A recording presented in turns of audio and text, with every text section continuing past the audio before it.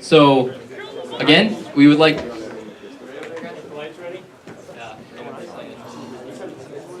Lights. It's on there. We said 5. No, wait.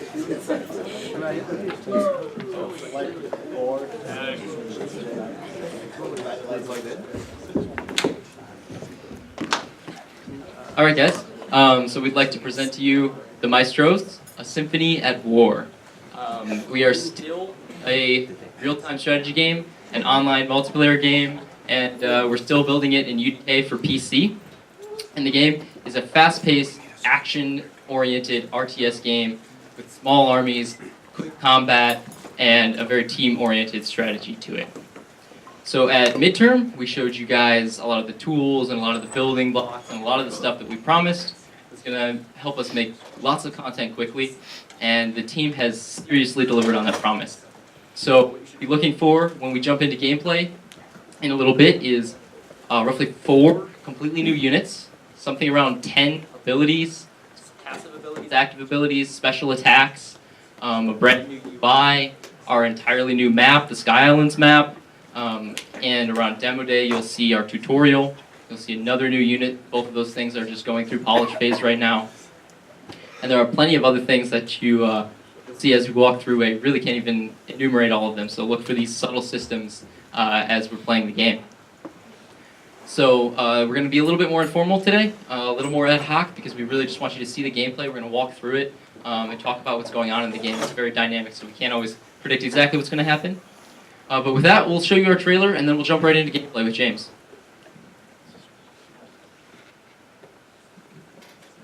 Guess we're waiting on technical difficulties.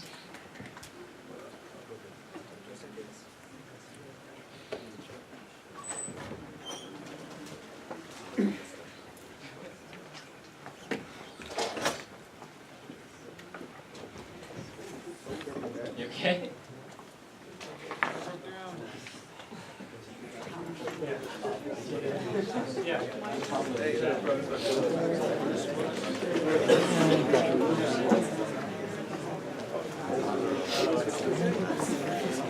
Just do it right here. Okay.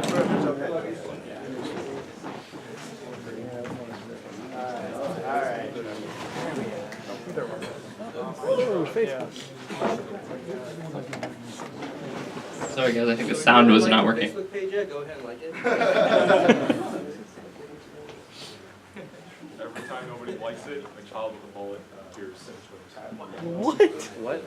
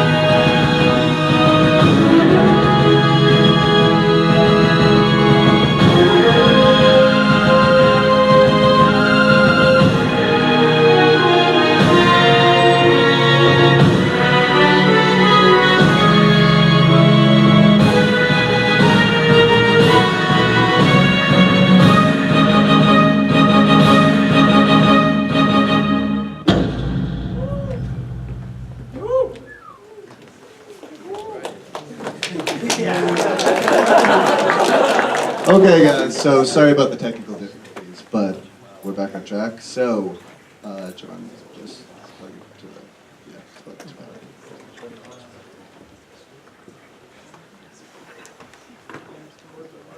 Yeah, all right, guys.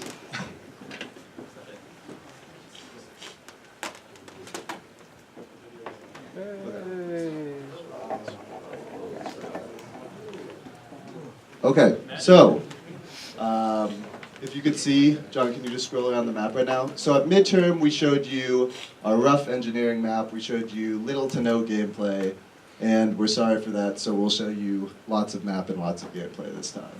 So if we're just walking through the map right now. It's a very playable map. The trails are very obvious. There's lots of gameplay there.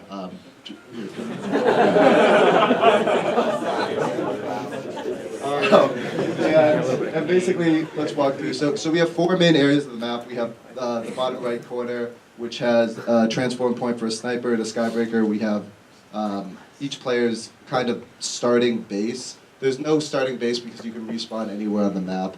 But I'm saying starting base because that's where the start spawns are. So those have conductor spawns.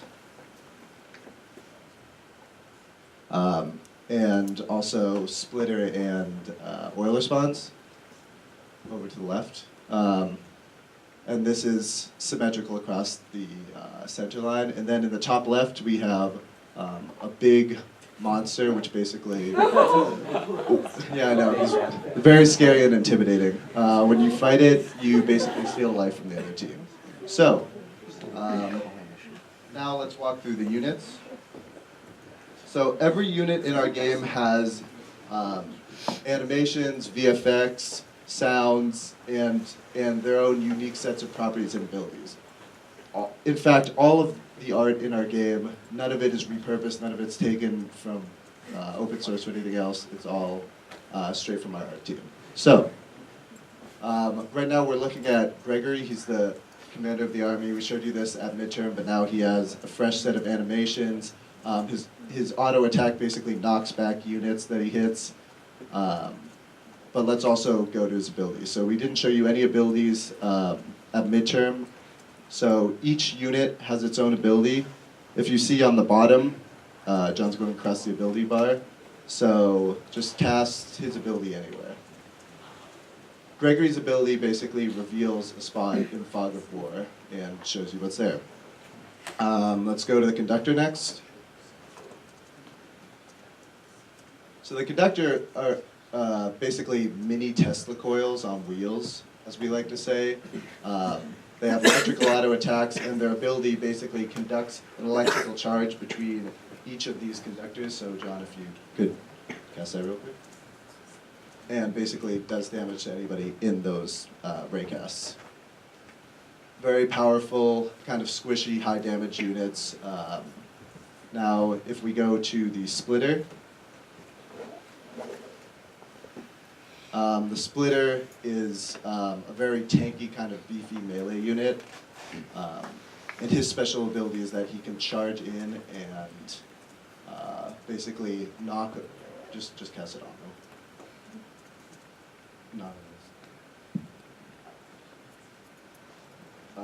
Basically, he can knock up any units that he hits. Creates for some pretty interesting gameplay.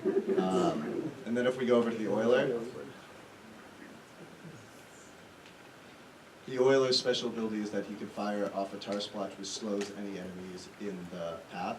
So after he fires that, the neutrals are very slow when they try to get over and attack him. And then the last unit, which is my favorite unit, is the Skybreaker. He's basically like the Iron Man of our game, and we can see he's nice. We got some nice Trojan colors going on here. Basically, his passive attack is, for every second that he's not attacking, he basically charges up to full charge his auto attack. So his auto attack does more damage when you're not attacking. Right now he's at full charge, so if we attack a neutral, it should kill it immediately. But after that, his shots are a bit weaker until he lets it charge back up. And his special ability is he can basically fly up into the air and land on any part of the map.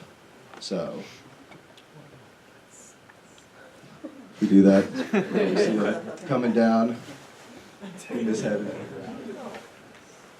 And yeah, so that's basically it on the unit side. On the UI side, we've tried to make the game as simple as possible. We try to make it as easy for everybody coming to demo days. So all of our tool tips, if we go across the selection bar, basically tell you which unit you're going to select.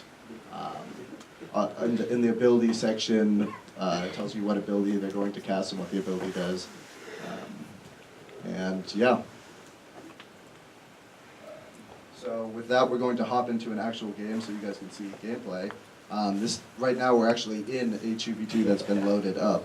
So yeah, I'm going to pass it off to Graham and Brian to commentate. All right, everybody, what a beautiful day for a game of Maestros. All right. Grab the microphone.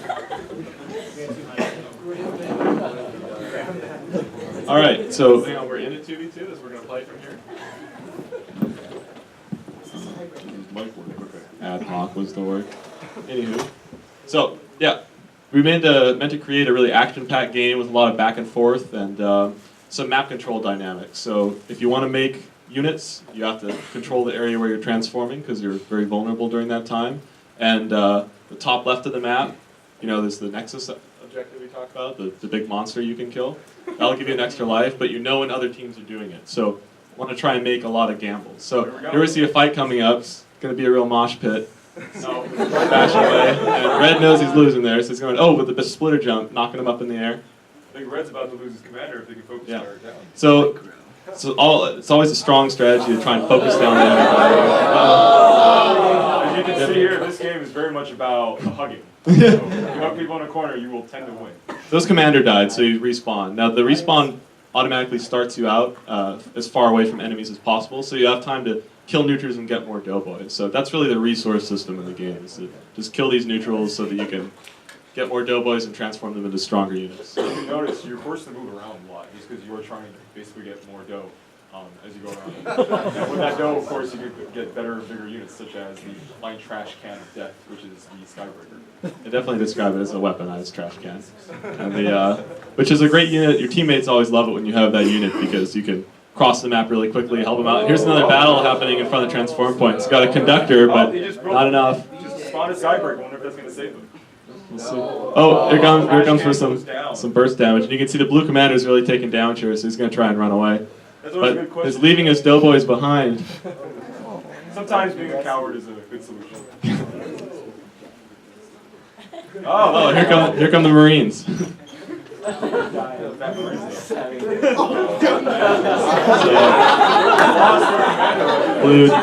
I wonder if UCLA can come back from this. demonstrating his sick micro skills there.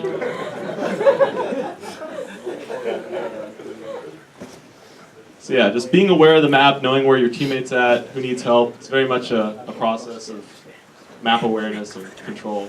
So you got some doughboy speed through here. Commander 2, birthday boy. His name. Oilers are not spoiled. So Oilers are a really strong unit situationally. It's not one you always want to have, but if your enemy's really stacking up on melee units like the Splitter, which is just a really beefy kind of bruiser unit, it's a great idea to have Oilers to slow them down. You can end up just out-kiting your enemy and beating him with micro. So this is a pretty lopsided fight right here. Not going to go strong. But see, the blue team right now would do really well to have an Oiler or two, because all you have to do is splash them with that oil, and a lot of the splitters will end up just wasting their time trying to get John going in for the kill. Yeah. So what the Nexus does is it takes the life away from the other team and gives it to yourself. But if the other team doesn't have any lives, you still get that life. So they'll have an even bigger lead now that they've killed it. Go see the body. It looks like a sad dead T-Rex. It's so sad. All right. So the red team is a pretty massive army here. I think they should just go in and finish off the blue team in the final stroke. And This is another one of those hugging situations. oh, that's a lot of conductors though, isn't it? I can't see. Here we go, the conductor micro coming into play. Oh, hiding in the brush. Oh, look at that micro. Jukes! Girls. Juke hazard. All right, get him. Oh, conductor. Watch out, it's good. Oh, he might get a red commander. John, you're screwing up, buddy. Oh, it's the I'd be surprised what a bunch of unicycles can do to you. So now John's going to respawn on the other side of the map, so yeah, it's time to leave his teammates to die alone. And blue team come back from there 2-0. Blue team is narrowing the gap, but they've still got an uphill battle. I'm trying to build up his forces back after that horrifying defeat by a bunch of unicycles. John's Waterloo back there. So where's Blue? I can't see the mini. Blue is a ninja. Blue's coming.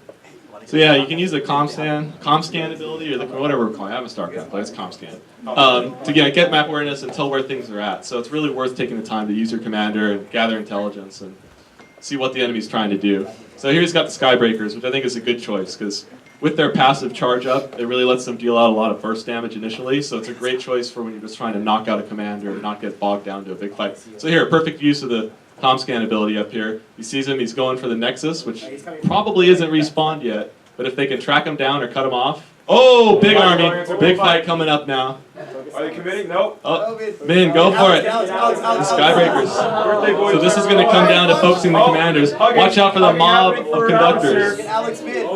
Mob of conductors going to get around this commander, and if he can get the ability off. Oh, loses one.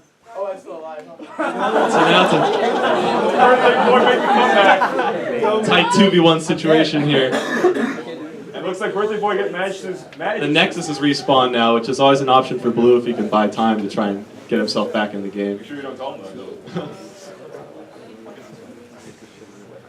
Now, what is the win condition here, Graham? The win condition is when the enemy team is out of respawn, so their life is 0 or lower. And the last commander dies. Oh, where'd the commander die? They just died. Where was the commander? Suicide apparently is an option in this game. Well, that's intentional. Anyway, Min, No, I'm dead. this is all a feature. Min is idling by.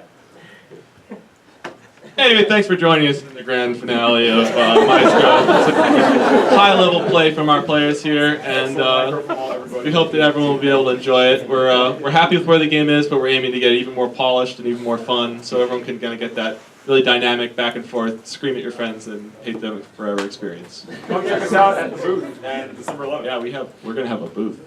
All right, thanks everybody.